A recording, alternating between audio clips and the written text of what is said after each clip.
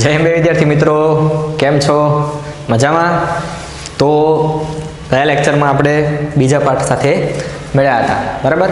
આપણે અત્યારે બીજો પાઠ ચાલી રહ્યો છે, ખીજડીએ ટેકરે, બરાબર? તો ગયા વિડીયોમાં જે કાંઈ વાત થઈ હતી આપણે કે જેમાં ખાસ કરીને ભોજાએ વિચારેલું શું, તો કે જે પોસ્ટ માસ્ટર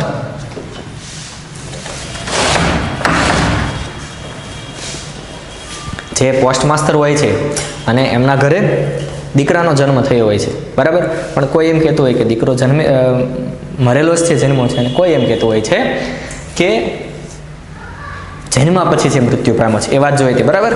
ફરી આપણે જ્યારે આ વિડીયોમાં મળ્યા છીએ ત્યારે મિત્રો જરા યાદ કરી લઈએ કે કૃતિનું નામ છે ખીજડીએ ટેકરે, કરતા છે ચુનીલાલ કાલિદાસ મળ્યા અને સાહિત્ય પ્રકારે છે નવલિકા, બરાબર? એ વિશે છે આપણે વાત કરતા હતા. જરા નજર છે એ વીતી ગયેલી ક્ષણો પર છે એ મેળવી લઈએ. ભોજાની અત્યંત જે ગરીબાઈ હતી એ ગરીબાઈના કારણે ભોજો છે એ ન કરવાના કાર્ય તરફ છે પ્રેરાય છે. અને એમાં જે ઘટના હતી એ હતી કે માસ્તર દંપતીના ઘરે જન્મેલો જે મૃત બાળક છે અને મૃત બાળકને ખીજડીએ ટેકરે જ્યારે દાટવા માટે જાય છે અને એ દાટવા માટે જાય છે ત્યારે માધવજી કાપડિયાને ત્યાંથી ઊંચી જાતનું રેશમી વસ્ત્ર લઈ વીંટાળી અને પછી છે એ માસ્તર દંપતી છે, મતલબ માસ્તર છે, એ છોકરાને દાટવા માટે જાય છે.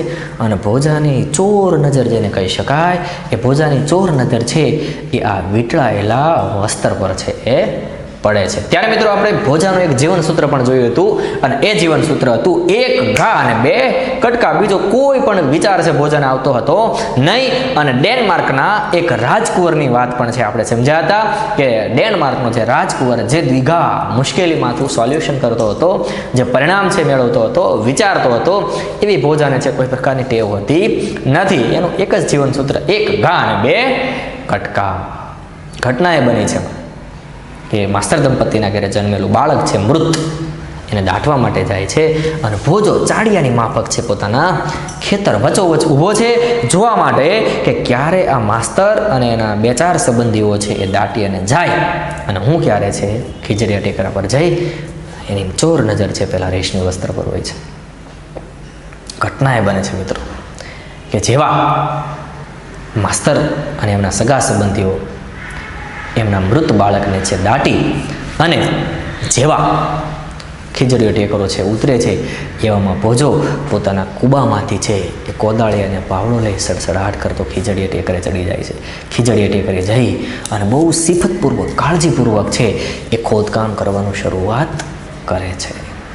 પોતાનું કોદાળીનું પાનું છે એ કોઈ પથ્થરને ન અટકાય અને અવાજ ન આવે અને અવાજ ગામ સુધી ન પહોંચે એ વાતને ધ્યાન રાખી અને ભોજો છે એ ખોદકામ કરે છે.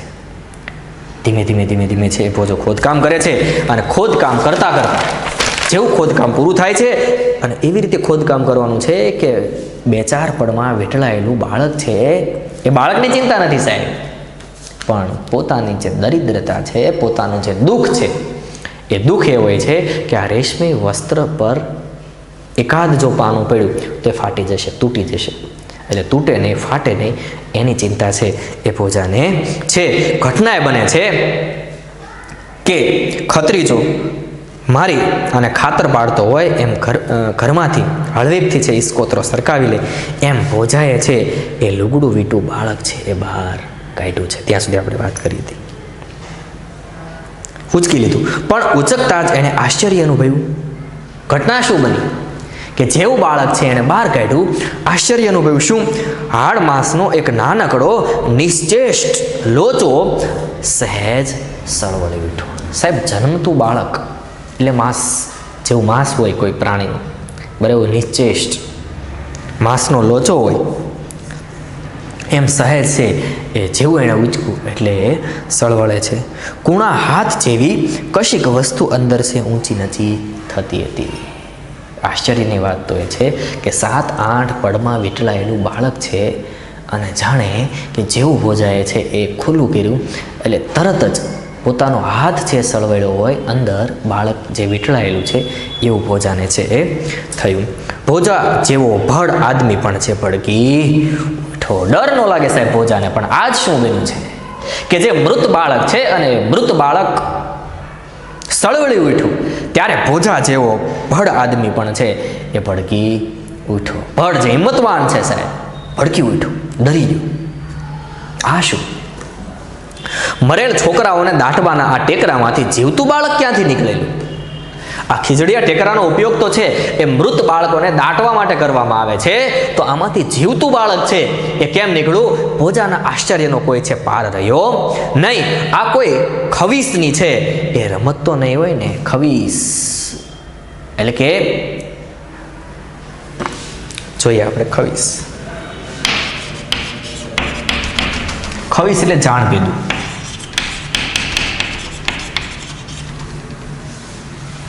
આ કોઈ જાણ ભેદુની એવી રમત તો નહીં હોય ને કે મારા પર છે કોઈ અખતરો કરતું હશે.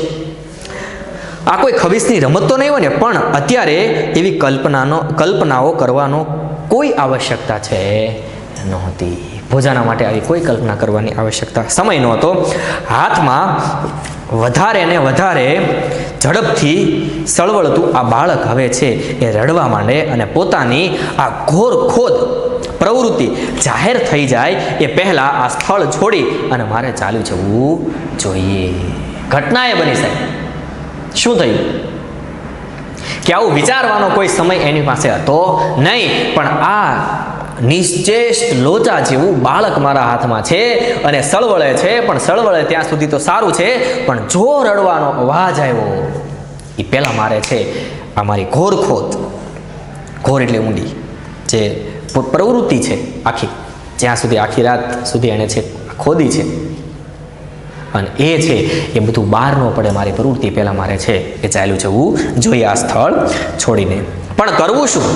ચોરેલી વસ્તુ મૂળ સ્થાને ગોઠવી દેવી 100% સલામત માર્ગ તો એ જ હતો. તો પછી આ ઘોર ખોદવાનો, ઘોર એટલે જે ખાડો ખોદ્યો છે તે ઘોર ખોદવાનો મૂળ ઉદ્દેશ માર્યો જાય. અંગ ઢાંકણ કાપડનું શું? અનેક વિચારો છે એ ભોજાના મનમાં છે એ રણે ચડ્યા. વિચારે છે ભોજો શું કરવું મારે હવે? આ બાળકને ફરી પાછું દાટી દેવું, અહીંયા જ રાખી દેવું? તો આ ઘોર ખોદ્યાનો મતલબ શું? આ ખાડો ખોદ્યાનો મતલબ શું? મારે તો કાપડ જોઈતું હતું, આ અંગ ઢાંકણ કાપડનું શું? વિચારે છે ભોજો. ભોજા જેવો ભડ આદમી પણ સાહેબ છે એ આજ ભડકી ઉઠ્યો. વિચારે છે લુગડું ઉતારીને છોકરું પાછું હતું એમ ધરબી દઉં એટલે દાટી દઉં.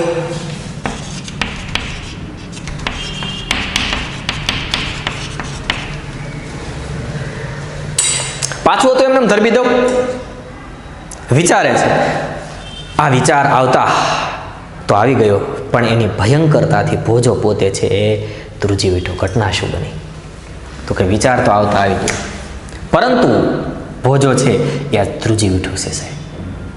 એક જીવની સામે બીજો મૃત પડેલું બાળક છે એ ફરી પાછું જીવતું એને જોયું છે.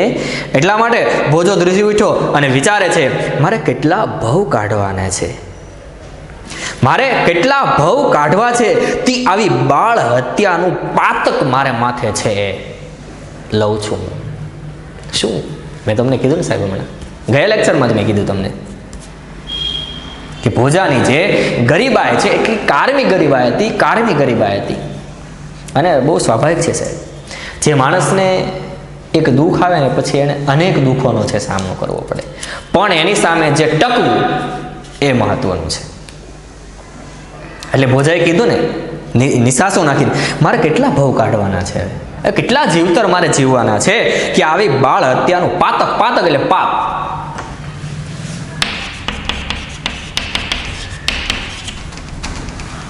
કે આવી બાળ હત્યાનું પાપ છે એ મારા શિરે આવે. વિચારે છે ભોજો શું કરવું એને કઈ સૂઝતું નથી સાહેબ. ફરી પાછું દાટી દેવું બાળક, ભોજાને કઈ સૂઝતું નથી. હિરણની ઉપરવાસની ભીમપાટ ઉપર ટાઢમાં ઠૂઠવાતા શિયાળિયાની લાળી છે એ સંભળાય. એકદમ મધ્યરાત્રિ છે થવા આવી હતી સાહેબ, અને હિરણ નદી હતી. હિરણ નદીના ઉપરવાસ ઉપરથી ભીમપાટ નામનું સ્થળ છે. ભીમપાટ ઉપર ટાઢમાં ઠંડીમાં ઠૂઠવાતા ધ્રુજતા શિયાળિયાની લાળી છે સંભળાય. લાળી એટલે અવાજ. શિયાળ જે લાળી કરે ને અવાજ કરે, રડે એવો અવાજ આવે આપણને, એની છે એ સંભળાય. ગામ તરફથી કોઈનો ખોખારો પણ છે કાને પડ્યો. રાત્રિ છે એ વીતવા લાગી હતી, પસાર થતી હતી, અને ગામમાંથી કોઈનો ખોખારાનો અવાજ પણ છે એને સંભળાણો, કાને પડ્યો. હવે આ ખોદેલી ઘોર ઉપર વધારે સમય ઊભા રહેવું સલામત છે લાગ્યું નહીં. એને એમ થયું કે હવે છે એ વધારે સમય આ ખોદેલો જે ખાડો છે, ઘોર છે, કબર છે, એના પર વધારે સમય છે ઊભું રહેવાય નહીં, કારણ કે રાત છે ધીમે ધીમે પસાર થવા લાગી છે, વહેલી સવાર થશે. કશો પણ વિચાર કરવા રોકાયા વિના ભોજો બાળકને લઈ સડસડાટ કરતો છે એક ટેકરો છે ઉતરી ગયો અને કૂબામાં છે એ આવીને ઊભો રહ્યો. સડસડાટ કરતો ખીજડીયો ટેકરો ઉતરી અને કૂબામાં આવીને છે ઊભો રહે છે. પછીની વાત સાહેબ જોઈએ, આશ્ચર્યની વાત તો એ છે કે ઓરડો ઓઢનાર આઈની જેમ કૂબો ઓઢીને જ પડી રહેલી જીવલી આજે મળનાર ખાપણિયા કાપડની આશામાં છે એ જાગતી જ બેઠી હતી. અને એક તાપણાના તાપે ટાઢ ઉડાડી રહી હતી. પણ ભોજાએ જ્યારે કપડા ઉપરાંત એક જીવતા જાગતા બાળકને પણ રજૂ કર્યું ત્યારે જીવલી છે ડઘાઈ ગઈ. જીવલી ડઘાઈ ગઈ, આશ્ચર્યની નજરે જોવા લાગી. ઘટના શું બની મિત્રો? જોઈએ. ઓરડો છે ઓઢનાર આઈની જેમ, આ ઓરડો છે ઓઢનાર આઈની જેમ જીવલી છે કૂબાની અંદર છે એ બેઠી હોય છે. અને ખાપણિયું કોને કહેવાય મિત્રો? કે જ્યારે કોઈ વ્યક્તિ મૃત્યુ પામે અને મૃત્યુ પામ્યો હોય એની જે ઉપર ઓઢાડવાનું વસ્ત્ર હોય, બરાબર, એને ખાપણિયું કહેવાય. તો એની આશાએ છે જાગતી બેઠી છે કે આગળ મારો પતિ આવશે, આગળ મારો ધણી આવશે, ખાપણિયું લઈ અને મારા છોકરાને છે ઓઢાડી અને એ ઠંડીની સામે એને રક્ષણ મળશે એવી વિચાર કરતી કરતી બેઠી હોય, ટાઢ છે ઉડાડતી હોય. એટલી જ વારમાં ભોજો છે એ પોતાના હાથમાં છે એક જીવતો જાગતો, એક પોતાના પુત્રો હચવાતા નથી, પોતાના પુત્રોનું છે એ કઈ રીતે કાળજી રાખવી એ વિચારે છે. એટલી વારમાં તો ભોજાએ છે બીજો બાળક, બીજો જીવ છે જીવલીની સામે રજૂ કર્યો. વિચારે છે ડઘાઈ ગઈ. ખીજડીએ ટેકરે અનેક જાતના ચળીતરો થતા જીવલીએ જાણ્યા હતા. ચળીતરો કે જે ચરિત્રો, આપણે એવો ચળીતર શબ્દ છે એ ચરિત્રને માટે વાપરીએ છીએ, પણ અહીં શંકા કુશંકાની નજરે વાત છે, બરાબર. અવનવા ચરિત્રો છે બનતા હોય છે, એ જીવલીએ જાણેલા અને જીરવ્યા પણ હતા, એને જોયા પણ હતા. આજનો બનાવ કોઈ ચળીતર નહીં પણ પૂરેપૂરો વાસ્તવિક અકસ્માત છે એવી ખાતરી થતાં એને વાત્સલ્ય માતા બની આ નવજાત શિશુને પોતાની છાતીએ છે સાપે છે. ઘટના શું બની મિત્રો? કે પોતે છે એ વિચારે છે, વિચારતાની સાથે જ એને ઘટના જોઈ કે આ ચળીતર નથી, આ કોઈ એવી ઘટના નથી કે જેને લઈ અને પોતે છે એ આ કંઈક અવનવી વાત છે. નહીં, આ તો હકીકત ઘટના હતી, આ તો હકીકતની વાત હતી. હકીકત ભોજાના હાથમાં છે એ બાળક હતું અને નજરે છે એ જ્યારે જુએ છે ત્યારે એક માતૃ વાત્સલ્યતા છે એ જીવલીના અંદર છે આવી અને બાળકને ઝડપથી લઈ અને બાળકને છે પોતાની છાતીએ છે છાપે છે, વળગાડે છે. ટેકરાની પોચી માટી છે એ મટોડીના આવરણના છિદ્રોમાંથી પ્રાણવાયુ પામીને પ્રાણ ટકાવી રહેલા બાળકને માતૃગોદની ઉષ્મા મળતા એનો અવાજ છે એ ઉઘડ્યો. એક માતાના સંપર્કમાં આવતા બાળક, કેવી ઘટના બને છે જુઓ. સરસ મજાના લેખકે શબ્દો છે વાપર્યા છે કે માટી આઘી પોછી, જે માટી હતી આછા પાતળી, એમાં દટાયેલું બાળક જેમ તેમ કરીને પ્રાણવાયુ લેતું હતું અને ત્યાં સુધી પોતાના પ્રાણ છે ટકાવી રાખ્યા. અને જેવું સાહેબ માની ગોદમાં છે બાળક પડે છે અને જાણે કે પોતાની અંદર એક પ્રાણવાયુ છે આવ્યો હોય એવી છે ઘટના બની અને એક અવાજ છે બાળકનો ઉઘડ્યો અને મધરાતે જ ભોજાએ છે પોસ્ટ માસ્ટરની ડેલીની છે એ સાગળ ખખડાવી. ઘટના શું બની સાહેબ? પોતે વિચારે છે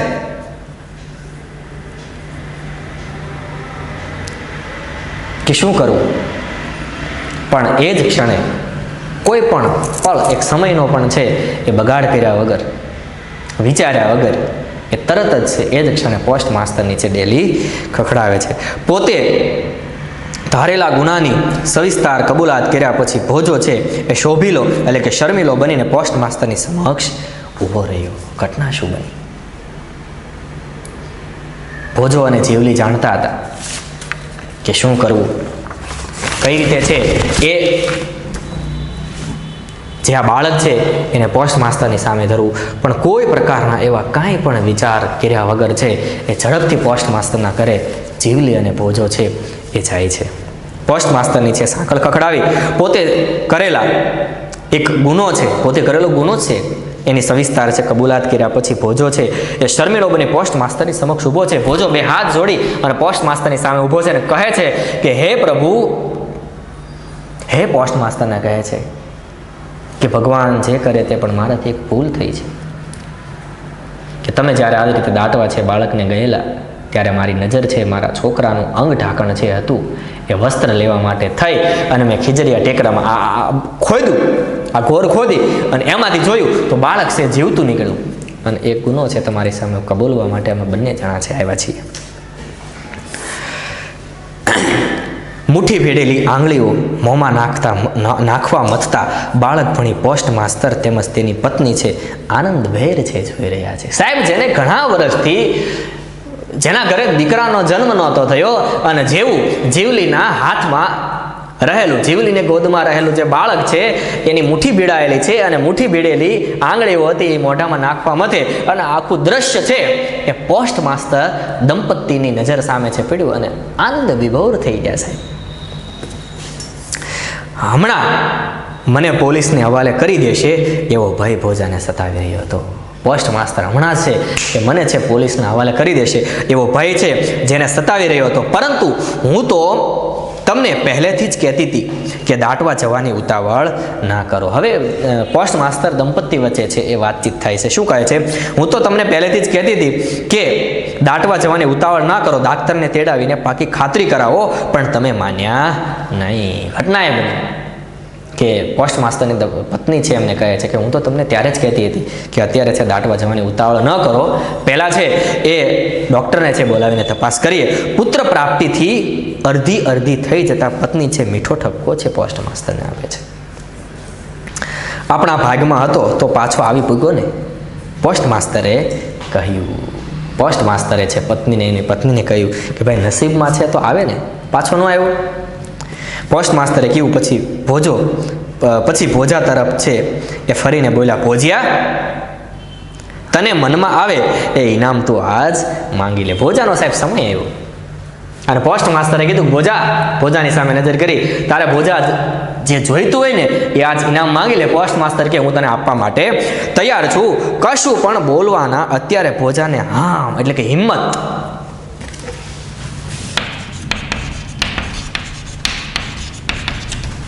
ભોજાને છે એ આજ એવી હિંમત નહોતી, હોશ નહોતા રહ્યા.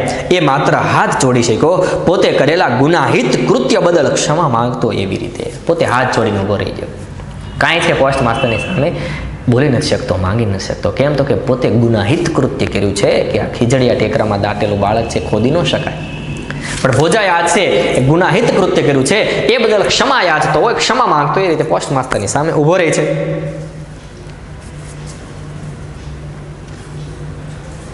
આગળ કહે છે, અમારે તો આ ઉતરતી અવસ્થાએ દીકરાના નામની દ્રશ્ય દેખાઈ ગઈ હતી. નામની છે એ દ્રશ્ય દેવાઈ ગઈ હતી એટલે કે અમે છે એ અમને જોઈ લીધું. દીકરા પ્રત્યેની અમારી જે કાંઈ સ્વપ્ન હતું તે અમારે તો આ ઉતરતી અવસ્થા એટલે હવેની ઉંમર પાકી ચૂકી હતી પોસ્ટ માસ્ટરની. ઉતરતી અવસ્થાએ દીકરાના નામની દ્રશ્ય છે દેવાઈ ગઈ હતી. પોસ્ટ માસ્ટરના પત્ની છે બોલતા હતા. પોસ્ટ માસ્ટરની પત્ની છે બોલતા હતા કે અમને તો આવી કોઈ આશા હતી નહીં. છતે છોકરે વાંઝિયા જેવું થઈ પડ્યું હતું. છતે છોકરે અમારી દીકરીઓ હતી પણ દીકરો નહોતો એટલે અમને છે વાંઝિયા પણ સતાવતું હતું. તે અમારું નામ લેણું છે રાખ્યું. તે અમારું છે એ નામ રાખ્યું, લેણું રાખ્યું. તું અમારો ઉપકારી છો, નામ લેણું રાખ્યું. તારો તો જેટલો ગણ માનીએ ને એટલો ઓછો છે મારા વીરા. પોસ્ટ માસ્ટરની પત્ની કહે છે કે હે મારા વીરા ભોજા, તે તે અમારું નામ લેણું રાખ્યું. તારા પર જેટલા અમે ઉપકાર કરીએ ને એટલા ઓછા છે. અમારી ચામડીના પગરખા એટલે કે જોડા ચપ્પલ છે સીવડાવી અને તોય તારા ગણનું સાટું એટલે કે વાળું છે અમે વાળી શકીએ નહીં. તારા ગણનું જે કાંઈ તારો અમારા પર ઉપકાર છે એનો બદલો છે એ અમે વાળી શકીએ એમ નથી. અમે અમારી ચામડીના ચપ્પલ સીવડાવીને તને છે પહેરાવી તો એ ગણ છે ઉતરે નહીં. ઝટ ઇનામ માંગી લે ભોજા. પોસ્ટ માસ્તરે ફરી પાછું કહ્યું કે ભોજા તારે જે જોઈએ તે માંગી લે, ઇનામ માંગી લે ઝડપથી. મોટા સાપ ઇનામ લેવા સારું ટેકરે નહોતો ચડ્યો, પણ બાયડીની આબરૂ ઢાંકવા લુગડાનો લીરોય નથી ચડતો ને પહુ જેવડા નાનકડા બચડા આ હિમમાં હિજરાય છે, ઠંડીથી ઠૂઠવાય છે.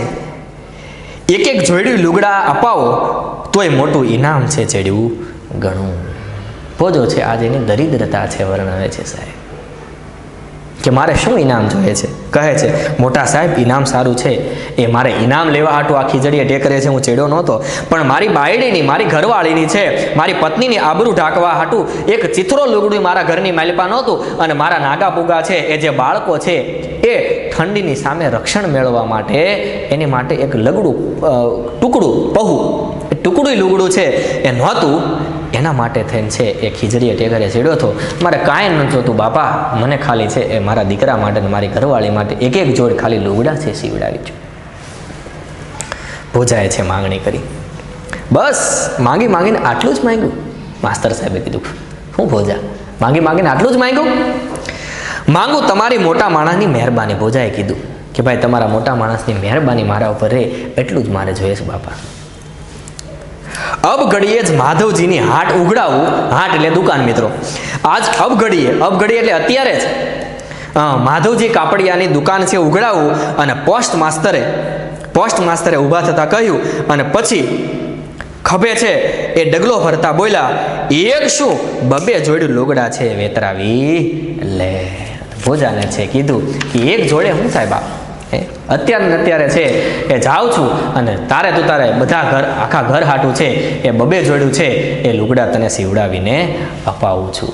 અને આવી રીતે છે એ ભોજાનો જે ઉપકાર છે પોસ્ટ માસ્તર સાહેબ ભૂલતા નથી. અહીંયા મિત્રો આપણો એકમ પાઠ કૃતિ છે પૂરી થાય છે. અને જે કાંઈ ઘટના જે કથા વસ્તુ છે એ ફરી પાછા જ્યારે આપણે મળશું ત્યારે હું તમને એકવાર સંભળાવીશ. એની પહેલાં જે કાંઈ વાત આપણે કરી છે નવલિકાની વાત છે ઘટના છે એ ફરી છે વાગોળતા રહેજો, વાંચતા રહેજો અને વારંવાર છે એકવાર સમજાય નહીં તો વિડીયો છે જોતા રહેજો. અને જે કાંઈ પ્રશ્નો થાય એનું સોલ્યુશન છે એ કૃતિમાંથી જોઈને કરજો મિત્રો, વાંચજો. અને ફરી પાછા છે એ જ્યારે મળશું ત્યારે આવતા લેક્ચરમાં આગળના લેક્ચરમાં મળશું. ત્યાં સુધી મિત્રો જય અંબે અને વાંચતા રહેજો.